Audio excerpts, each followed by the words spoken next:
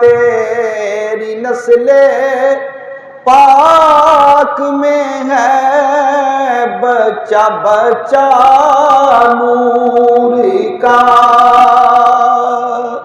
میرے آقا تیری نسل پاک میں ہے بچہ بچہ نور کا، اور تو ہے عین نور تیرا سب گھرانہ نور کا۔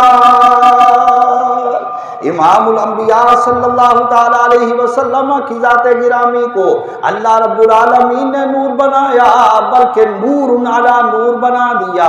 آپ کی صاحبزادیوں کو نور بنا دیا، آپ کے گھر والوں کو بھی نور بنا دیا، آپ کی اولاد کو، آپ کی ازواج کو بھی نور بنا دیا۔ نبی پاک علیہ السلام کے جسم پاک کے ایک ایک حصے کو اللہ رب العالمین نے نور بنا دیا۔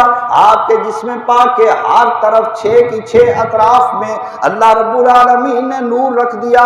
اعلیٰ حضرت کا کہنے کا مقصد ہے یا رسول اللہ، آپ کی نسبت سے آپ کی بیٹیوں کو اللہ تعالیٰ نے نور بنایا، نور والیاں بنایا، نور کا فیض پانے والی بنایا۔ اور وہ آپ کی بیٹیاں جب حضرت عثمان غنی رضی اللہ تعالیٰ عنہ کے نکاح میں چلی گئی تو ان کا لقب ایک نور والا نہیں، ان کا لقب 2 نوروں والا بن جاتا ہے۔